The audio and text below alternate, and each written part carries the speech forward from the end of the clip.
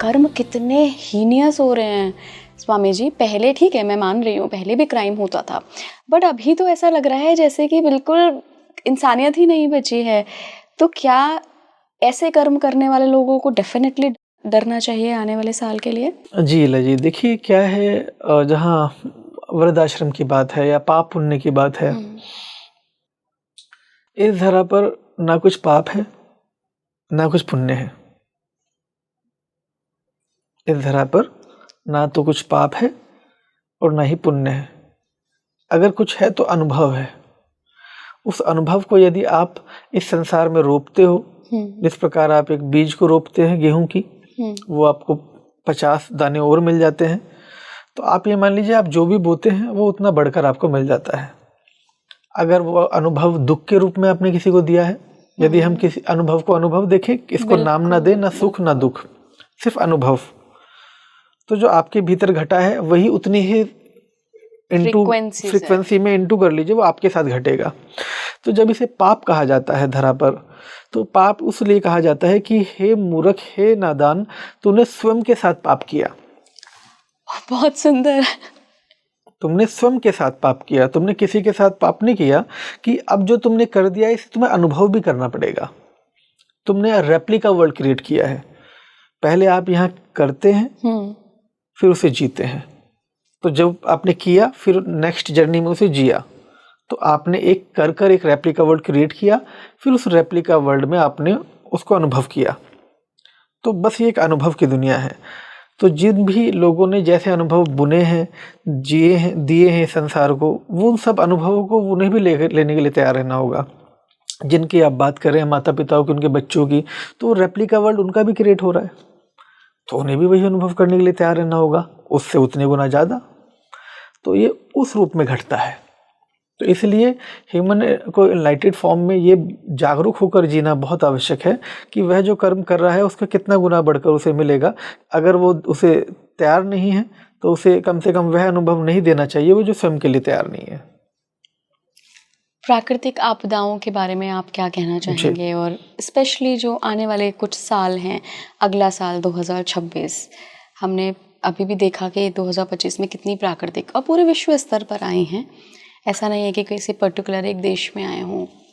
देखिए क्या है कि अभी पूरे वर्ल्ड में जैसे हमारे जितने भी साइंटिस्ट हैं, जिन्हें हम आज सो कॉल्ड साइंटिस्ट कह रहे हैं, इन सो साइंटिस्ट की मैं बात नहीं कर रहा हूँ, हम पुराने अपने एंशिएंट साइंटिस्ट की बात कर रहे हैं, हम ऋषि मुनियों की बात कर रहे हैं, जो real scientist, they are the real think tanker.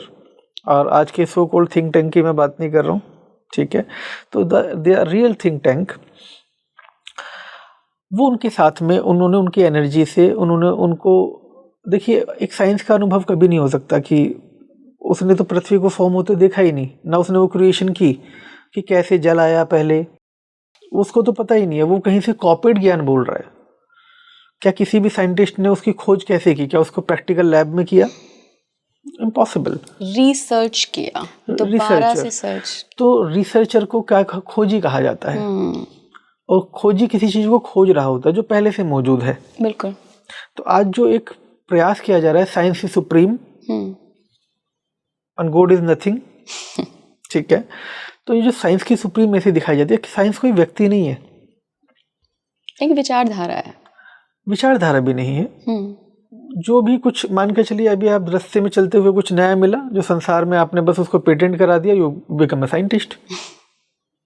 एक सेब गिरा उधर से, आपने उसको देखा कि हाँ ये ग्रेविटी है, आपकी जो भाषा है आप उसे चुंबकीय हिंदी में कहेंगे, कुछ और कहेंगे, किसी और भाषा में जाएंगे कुछ और कहेंगे, लेकिन हमारे यहाँ पेटेंट नहीं कराते उसे। पेटेंट जैसी चीज़ें अभी आई हैं पिछले कोई 70-75 सालों में, तो पहले पेटेंट जैसी कोई चीज़ थी नहीं। अब पेटेंट का चलन कहाँ से आया कि जितनी भी पुरानी चीज़ें हमें पता चले हम उसे पेटेंट कराते जाएं ताकि उसमें हमारा क्लेम रहे। तो ये वो आइडियोलॉजी है। तो इसीलिए पूरे विश्व में अगर देखा जाए इस धरा पर अभी भी खोज चल रही है निरंतर। और ये खोज करने वाले जितने भी लोग हैं, ये एक गांव में रहने वाले व्यक्ति से बहुत ज़्यादा एडवांस नहीं है। जो गांव में रहने वाला व्यक्ति है वो ज़्यादा इनसे एडवांस है। उसे पता है कि अब चींटी अपने अंडे लेकर जा रही है तो बारिश होने वाली है, उसके पास करेक्ट वेदर रिपोर्ट है। मोर बोल रहे हैं तो बारिश होने वाली है, कौवा आया तो कोई आने वाला है। They are much more scientific with the nature. तो ऐसे में जो आने वाला भविष्य है 2050 तक का जो भविष्यवाणी है, तो वर्तमान में 2050 के भीतर आप देखेंगे बहुत जल्द मानव इस श्रृंखला में जो हमारे वेदों में मौजूद मेमोरी सेल्स हैं, जिसे हम न्यूरॉन्स कहते हैं अंग्रेजी में, और हम आध्यात्मिक दर्शन में अगर हम चले जाएं तो इसी पूरे न्यूरॉन्स की इस जड़ को योग सूत्र में हम वो एक्सेसिबिलिटी बोलते हैं कि जब ब्रह्मांड से आप वो ऊर्जा धारण करते हो जो ऊर्जा ब्रह्मांड में आगे होनी है, अपकमिंग इवेंट्स जिसे हम बोलते हैं, फ्यूचर इवेंट्स। तो फ्यूचर इवेंट्स में अब क्या होने वाला है, अभी मानव चेतना को जो आदेश मिले हैं उसमें रोबोटिक वर्ल्ड आने वाला है। आपको हर जगह आर्मीज में, लड़ाइयों में, युद्धों में रोबोट्स देखने को मिलेंगे। हर जगह आपको ऑफिसेस में, यहाँ की डेली टू लाइफ में भी आपको रोबोट्स देखने को मिलेंगे।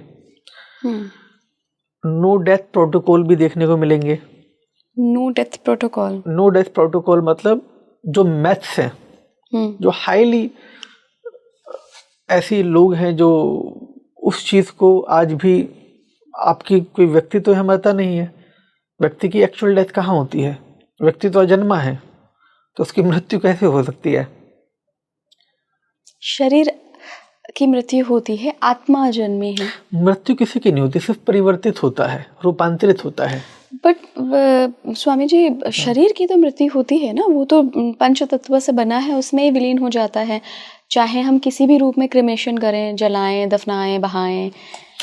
मेरा एक सवाल है आपसे, आपने ये शरीर कहाँ से इकट्ठा किया? इस धरा से, जो यहीं से खाया, यहीं से वो बनता चला गया, हाँ, वो इसी में मिल जाता है वापस। तो जो जहाँ से आया वहीं लौट जाता है। आपकी जो हम बात करते हैं आत्मा की, परमात्मा से आई है। आपकी जो माँ की गर्भ में आप जब थी, तो वहाँ कौन था जो जीवित था? वहाँ भी तो जीवन था। आप जन्म उसे मानती हैं जब आप माँ के गर्भ से बाहर आई, तो जो माँ के गर्भ में था वह कौन था? वहाँ भी जीवन था। माँ के गर्भ में आने से पहले भी वह जीवन था, वरना वहाँ कैसे? तो वो तो अजन्मा ही तो है, उसने जन्म ही कब लिया? आप अपने फॉर्म में जब आप फिजिकल रूप बाहर देख रहे हैं, जो भीतर था वो भी फिजिकली था। बिल्कुल। तो इसीलिए वो कभी जन्मा ही नहीं, तो उसका मरण कैसे होगा? और नो डेथ प्रोटोकॉल यही है। नो डेथ प्रोटोकॉल यह है कि जो न्यूरॉन्स माता आपको यहाँ से मेमोरी देती है, अपने यहाँ से, गर्भनाल से, जिस तरह एक आप ये वृक्ष देख रहे हैं, एक पत्ता कैसे जुड़ा हुआ है? एक डाली से जुड़ा हुआ है। जैसे आप अपनी माँ की गर्भनाली से जुड़े हुए थे, ऐसे ही जुड़ा हुआ है वो भी। उसको उसके न्यूरॉन्स मॉडल, उसका सारी एक्सेसिबिलिटी उसको कहाँ से मिल रहा है? वहीं से मिल रहा है सारे ऑर्डर। ठीक है, ठीक ऐसे ही आपको जो आपके विकास की सीढ़ी है, जो आपका होना है, पूरा का पूरा इंफ्रास्ट्रक्चर कहाँ तैयार हुआ? उसी से तैयार हुआ।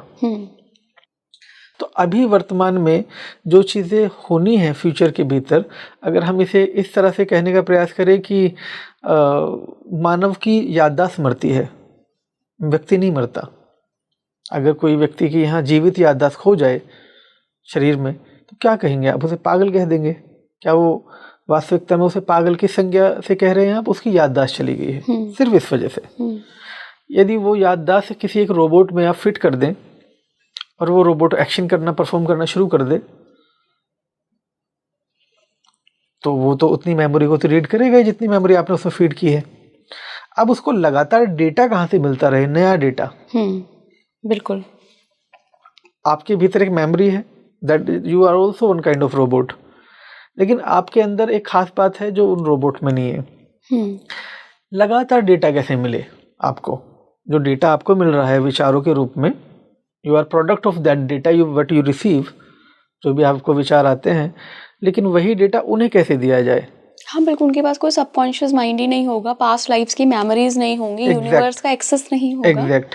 तो you are receiving data from your cortex, जो आपके भीतर पीनल ग्लैंड है। पीनल ग्लैंड में भ्रुकुटी के पीछे, ये तो चांदी का लिक्विड फॉर्म के पीछे, जस्ट पीछे अगर आप यहाँ से एक सीधा डॉट बनाएंगे और यहाँ से सीधा एक छेद करेंगे, चाहे यहाँ से, तो वो बिल्कुल सेंटर में जो लाइट जलती है जुगनू जैसी, जो ध्यान में दिखती है आपको, हाँ, तो आपको वो डेटा वहाँ रिसीव होता है। वो आपका सन है, वो आपके भीतर का सूर्य है। आपको उस भीतर के सूर्य को आदेश कहाँ से मिलता है? धरती के सूर्य से। तो उस सूर्य से आपको, यानी कि जो आपका पूरा इलेक्ट्रोमैग्नेटिक फील्ड है, ये पूरी धरा, इस इलेक्ट्रोमैग्नेटिक फील्ड में जो ऑर्डर आया आपके पास, जिस इलेक्ट्रिसिटी से वो आया, वो आपके भीतर ही मौजूद है। तो आपको और इसको कैसे अलाइन करना है, न्यूरॉन्स, अभी मैं आपके चैनल पे बहुत खुफिया जानकारी ऐसी हैं जो मैं नहीं बोल सकता क्योंकि वो प्रोटोकॉल्स के चलते, लेकिन आप ऐसा समझ लीजिए कि इस सब को भी डिकोड किया जा चुका है। और ये मान के चलिए कि आने वाले समय में मृत्यु पर भी वजह मतलब मृत्यु तो कभी होती ही नहीं, जैसे मैंने आपसे कहा कि, लेकिन जो मानव सत्ता में डर है कि हाँ मृत्यु होती है, लेकिन ये जरूर है कि हाँ ये अधीन तब भी थे, अब भी हैं, तब भी रहेंगे। तो मानवता में आप देखेंगे कि कंट्रोल करने की ताकत आज भी लोगों को कंट्रोल किया जा रहा है, तब भी कंट्रोल किया जाएगा। अब जो DHF है, मान लीजिए धरती नष्ट हो जाती है, यहाँ हाहाकार मचता है, यहाँ लोग इतने सारे परमाणु बना चुके हैं कि धरती को कितनी बार नष्ट कर लीजिए आप। बिल्कुल सही कह रहे हैं।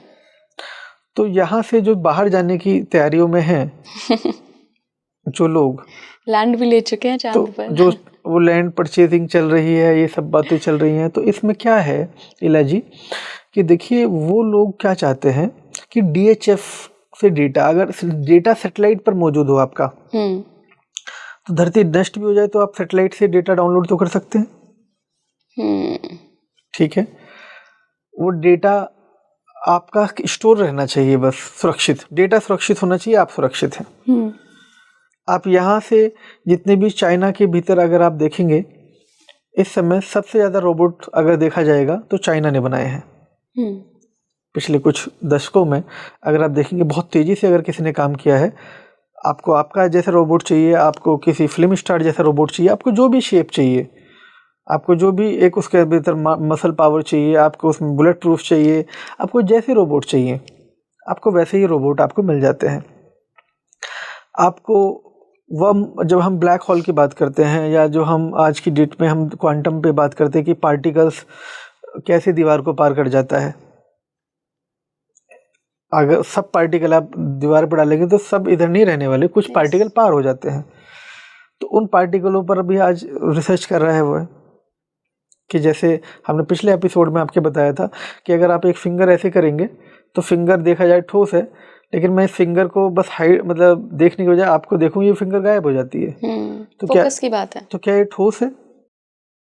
It's all about your perception. नहीं, it is not about perception.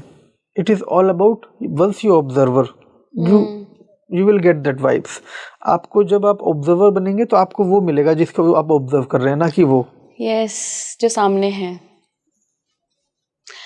पर स्वामी जी, मुझे एक बात समझ में नहीं है, आप कह रहे हैं 2050 तक ये भविष्यवाणी है। नहीं, 50 से ये जल्दी हो जाएगा आपका, जो मैं रोबोटिक एरा की बात कर रहा हूँ, ये 20 साल के। लेकिन आप ह्यूमन कॉन्शियसनेस को कैसे शिफ्ट करेंगे रोबोट में? ह्यूमन कॉन्शियसनेस को रोबोट में देखिए क्या है कि वर्तमान में अगर आप देखेंगे, जैसा मैंने आपसे कहा, ये सारा का सारा मॉडल क्या है, इलेक्ट्रिसिटी पर चलता है। आज आप देखते हैं वायरलेस चार्जर भी आ चुके हैं, तो इलेक्ट्रिसिटी वायरलेस होती है। पहली बात, इलेक्ट्रिसिटी मात्र केबलों में नहीं है। आप सोचे कि वायर से कनेक्टेड है, ये पूरा एंटायर कॉस्मोस उसी से कनेक्टेड है वायरलेसली। तो इसीलिए आने वाले समय के भीतर बस ये तय किया जा रहा है कैसे रोबोट्स की एनर्जी को उस इलेक्ट्रोमैग्नेटिक फील्ड से ही जोड़ दिया जाए, जिससे वो वैसे चार्ज होते रहें।